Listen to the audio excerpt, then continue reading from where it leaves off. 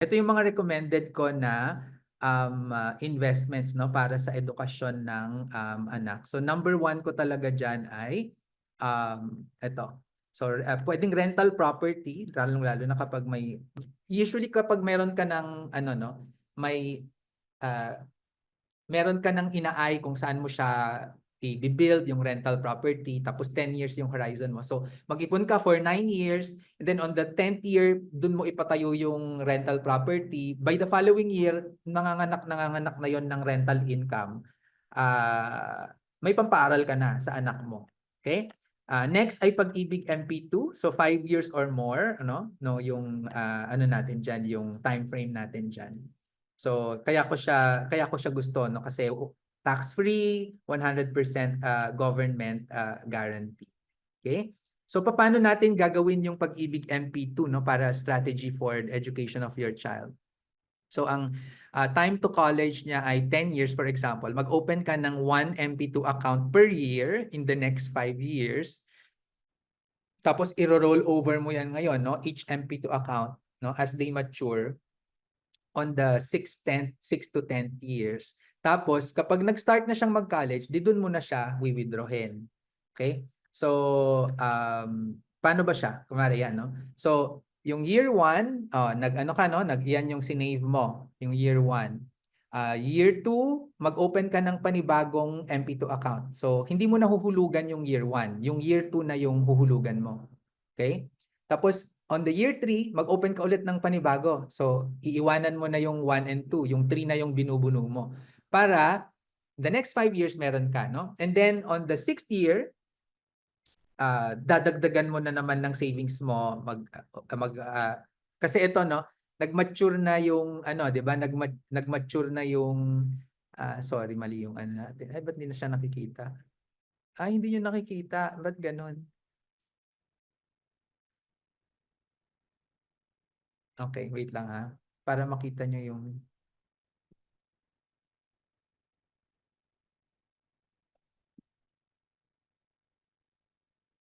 okay. Okay. So, let me just set up my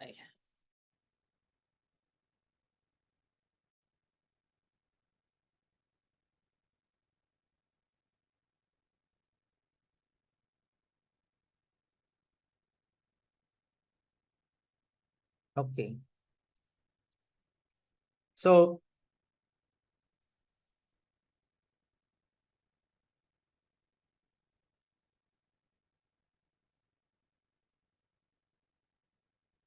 okay.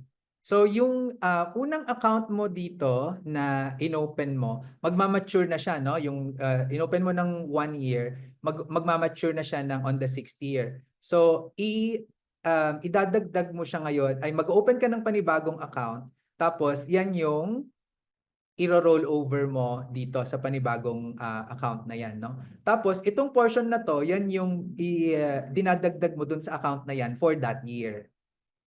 Okay? Tapos ganun na ulit yung mangyayari, no? So for the second year, magmamature yan. So i-roll over mo lang siya ulit na mag-open ka. Ganun din yung gagawin mo on the third year. Okay? So ganun yung system niya. Tapos pagdating mo dito sa 11th year, kung mag-aaral na siya sa college, ayan na ito na yung portion na kinita niya ng dividend na yan, no, nung pera mo. So, i-withdraw mo na to ngayon, no?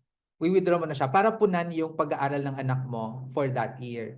Tapos, next year, pag second year na siya, withdraw mo na yung magmamature. I-withdraw mo yung magmamature, ganun lang siya. So, in your case, pwede kang pwedeng magbukas ka ng ano no ng 5 accounts for your 1 account per year, no, for the education of your child. Tapos pagdating ng 6th year dun sa panganay mo, wag mo nang ilagay sa Pag-ibig MP2, no? Pero yung kalahati nun, ipagpatuloy mo dun sa anak mong isa pa kasi 9 years pa yung anak mo na bunso. Gets mo ba? Kung paano siya. Tuturuan ka ni Annalyn kung ano, kung nalito ka sa portion na 'yon. Okay. Sige.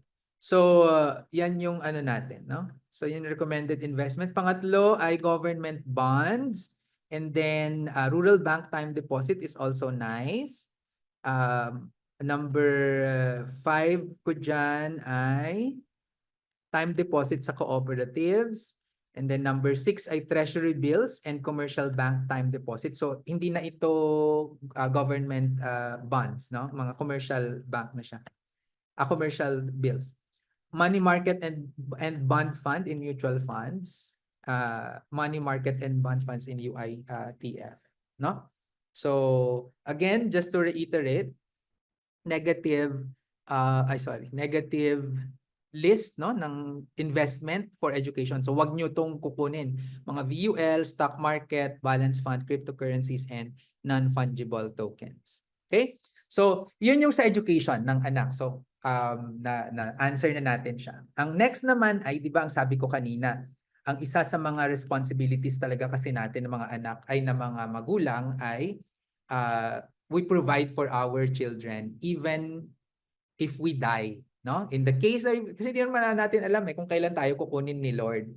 So, ang kailangan din ngayon ay magkaroon ng insurance.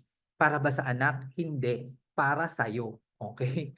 Kasi pag ikaw yung nawala, saan kukunin, no, yung pang pangtustos doon, no?